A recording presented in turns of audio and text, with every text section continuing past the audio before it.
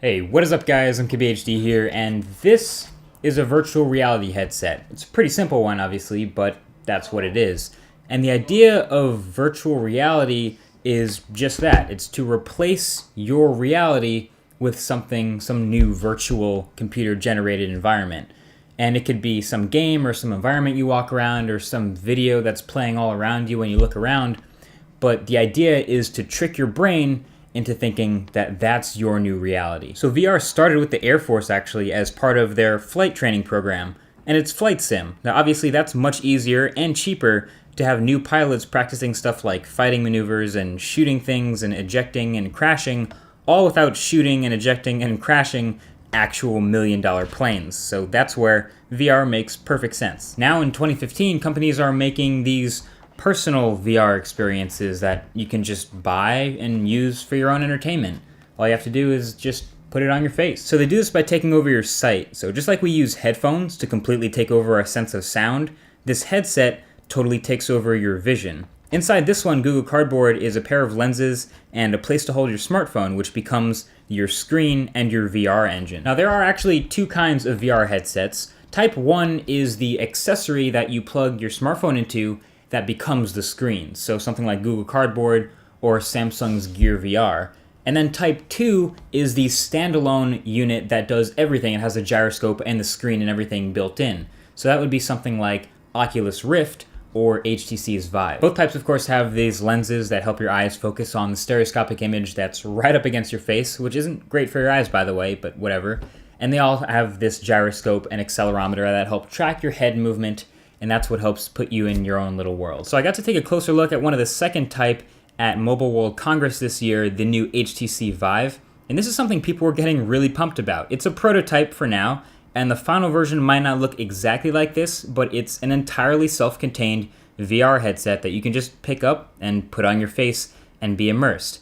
Of course, it's a little more complicated than that, but you have all these little dots around it for sensors, so you actually need to set up little sensors around you to track your head in 3D space. Oculus Rift also has some similar looking sensors for the same reason. It's tracking your head, so on one hand, that's going to be awesome for immersion. The more accurate these sensors can be, the more closely it'll mirror your head movements. So since you're in 3D space, you can literally move your head forward and peek around a corner, which is pretty awesome. But on the downside, that does require having a little bit more space to actually set up your VR experience, which sounds kind of like a pain. And also, the thing people forget is you also need a set of cables to connect this VR headset to your computer. So plenty of people did demos without plugging it in, but you're not exactly untethered when you're really using it. Now that first type of VR headset that uses your phone as the VR engine and the screen is actually a little bit more simple. Your phone already has a gyroscope and an accelerometer built in, so all of your movements around that 3D world will come from that. But these don't have the advantage of sculpting the optimal VR experience. I mean, it's kind of like an accessory, and it's a little bit weird to like clip your smartphone into some crazy, basically oversized case and then strap it onto your head. But the experience can often be almost as good as one of the dedicated headsets, at least to a VR noob like me. But look, making a VR headset right now, at least a good one, is really hard. There are so many things you have to consider. The pixels per inch of the display, since it's right up against your face and it's magnified. And then there's the field of view, since you want it to be as immersive as possible. And the pixels per degree, since everything's magnified and so close to your face. There is good hope though. I've never seen an industry go so fast from zero, like almost nothing, to 5 or 6 major players so fast. You've got Oculus Rift, you have Samsung Gear VR, you have Google Cardboard's been out for a year, HTC Vive is on its way, it's coming, Sony Project Morpheus is also coming. I would actually even say that Microsoft HoloLens, although that headset from Microsoft that everyone's talking about the experience of is not virtual reality, that's actually augmented reality. So virtual reality and augmented reality are two slightly different things. So to clarify, virtual reality is replacing your entire reality. So you're immersed in this new world with nothing left from the real world. Augmented reality is just that. It's augmenting your reality a little bit. It's adding some things and combining it with the real world. And oftentimes that'll be in the form of an overlay or seeing something on top of a real world object.